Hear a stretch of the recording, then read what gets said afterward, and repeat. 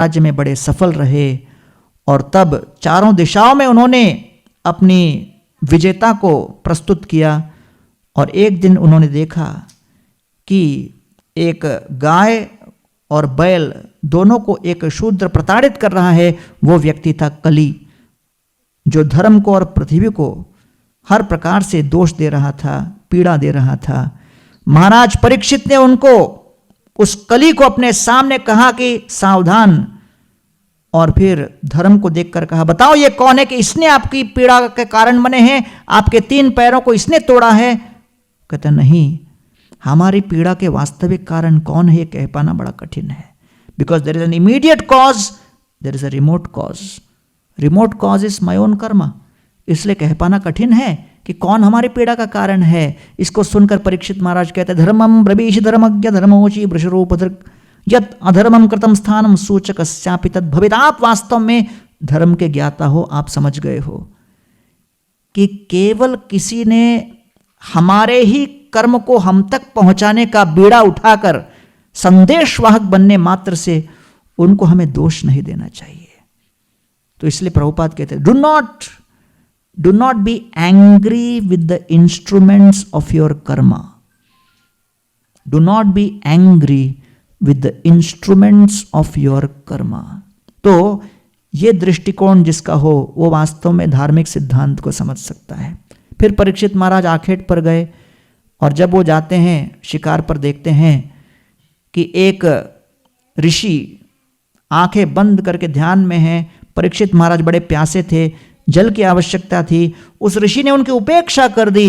परीक्षित महाराज के मन में क्रोध आ गया और फिर परीक्षित महाराज ने एक मृत सर्प को उठाकर शमिक ऋषि के गले में डाल दिया। शमिक ऋषि के पुत्र श्रृंगी को इस बात का आभास हुआ। बड़े क्रोधावेश में आकर उन्होंने श्राप दिया कि सम्राट अपने आप को समझता क्या है, 7 दिन 7 रात में इसकी मृत्यु हो जाए। इसको सुनकर परीक्षित महाराज की प्रतिक्रिया सबसे महत्वपूर्ण है। यौवन संपन्न अवस्था में हर प्रकार के ऐश्वर्य जिनके चरणों में चूम रहे थे, वो परीक्षित महाराज के जीवन काल को अचानक समाप्त कर दिया गया।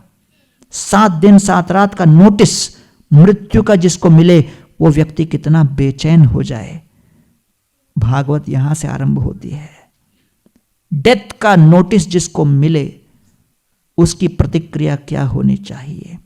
तस्यैव मेघस्य परावरेशो व्यासक्त चित्तस्य गृहेष्वभीक्ष्णम् निर्वेदमूलो द्विजशाप रूपो यत्र प्रसक्तो भयमाशु धत्ते।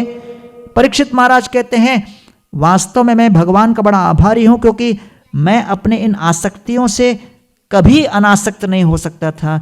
उन्होंने इस अभिश्राप के रूप में मुझे अनासक्त करने का एक इतना सुंदर योजना बनाया है। अब मैं क्या चाहता हूं, normal person is afraid of the destruction of his body, but a devotee is afraid of the distraction of his mind. और मेरे जीवन में एक ही भय है कि मृत्यु के क्षण जब वो महाविषधर भुजंग तक्षक आकर डसे, उस क्षण मेरा मन भगवान श्री कृष्ण के चरणों को छोड़कर और कहीं भटकना नहीं चाहिए। क्योंकि मृत्यु के क्षण जो हमारा विचार होता है उसके अनुसार अगला जीवन मिलता है। Whatever is that thought at the time of death, our next life is determined accordingly.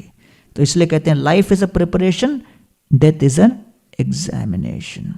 तो इसलिए परीक्षित महाराज अब ऐसी प्रतीक्षा कर रहे थे कि कोई आए और वहीं पर सारे बड़े बड़े ऋषि मुनिगण आ जाते हैं। और उन ऋषि मुनिगणों के सामने परीक्षित महाराज कहते हैं, 2 प्रश्न है मेरे जीवन में, हमारा कर्तव्य क्या है, दूसरा मृत्यु के क्षण कर्तव्य क्या है। और सारा भागवत आगे इन 2 प्रश्नों के उत्तर में है। तब शुकदेव गोस्वामी प्रकट होते हैं और उनको देखकर परीक्षित महाराज अभिभूत होकर कहते हैं, यस्य संस्मरणात् पुंसां सद्यो शुद्ध्यन्ति वैगृहा किं पुनर्दर्शन स्पर्श पाद शौचासनादिभि। आप जैसे संतों के स्मरण करने मात्र से हम कृतार्थ हो जाते हैं और आपके चरण कमल और चरण कमलों के पाद प्रक्षालित जल को मस्तक पर धारण करके हम कितना अधिक अभिभूत हो जाते हैं। लेकिन आप मेरे सामने यहाँ प्रकट हुए हो जब मुझे सबसे अधिक साधु संग की आवश्यकता थी। ये मेरे अपने आध्यात्मिक पुण्यों का परिणाम नहीं, ये मेरे पारिवारिक पुण्यों का परिणाम है। अपि में भगवान प्रीत कृष्ण पांडु सुत प्रिय पैत्र सत्सेव्य प्रीत्यर्थम यद गोत्र स्यात् बांधव। परीक्षित महाराज कहते हैं, हे शुकदेव गोस्वामी, आप इसलिए मेरे सामने प्रकट हुए हो क्योंकि मेरे पूर्वज पांडव आपको बहुत प्रिय थे, और क्योंकि मैं पांडवों के परिवार से जुड़ा हुआ हूं, इसीलिए कृष्ण आपको मेरे पास भेजे हैं। तो प्रभुपाद कहते हैं, the best way you can serve your family is by becoming a devotee of Krishna. क्यों? क्योंकि आपके फिर परिवार का उत्तरदायित्व आपके जीवन काल के आगे भविष्य की पीढ़ियों के संरक्षण का उत्तरदायित्व साक्षात कृष्ण ले लेते हैं। जब मैं इस्कॉन में ज्वाइन हो गया, मेरे परिवार वाले सब डिस्टर्ब हो गए थे, तो मैंने अपने पारिवारिक स्वजनों के लिए एक प्रोग्राम रखा था चेन्नई में। 100-150 मेरे सब रिलेटिव्स, कजिन विजिन सब आए। मेरे भी बहुत 31 फर्स्ट कजिन्स हैं, तो काफ़ी बड़ा हमारा कॉन्ग्रेगेशन अपना खुद का है। तो एक मेरे साथ भक्त आए थे, वो लेक्चर दे रहे थे और बोले, भागवत में कहा गया है जिस फैमिली में कोई डिवोटी बन गया मुझे दिखाकर, उस परिवार के 21 पीढ़ियां वैकुंठ चली जाती है, भगवत धाम चली जाती है, मुक्त हो जाते। तो सब तालियां बजाने लगे। प्रोग्राम के बाद एक कजिन मेरे पास आके बोलता है, भक्ति करते रहना तुम, हाँ, छोड़ना मत।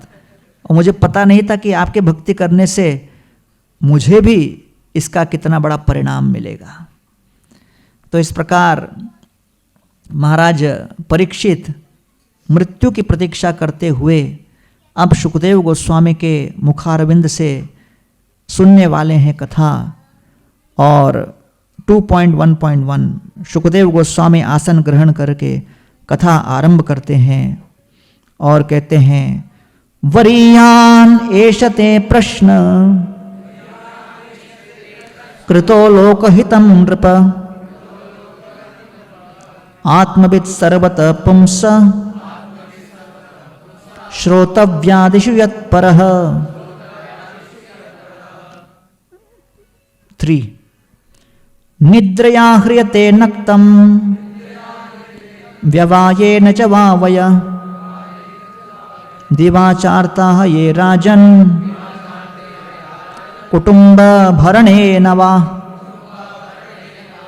4 तस्माद् भारत सर्वात्मा भगवान ईश्वरो हरि श्रोतव्य कीर्तितव्यश्च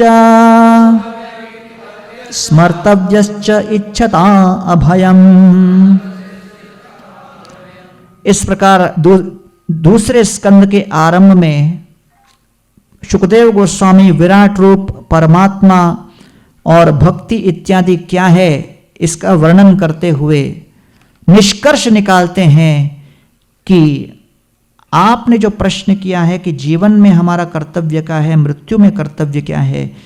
जीवन का कर्तव्य है भगवान की भक्ति करना और मृत्यु के समय कर्तव्य है कि हम भगवान का स्मरण करें।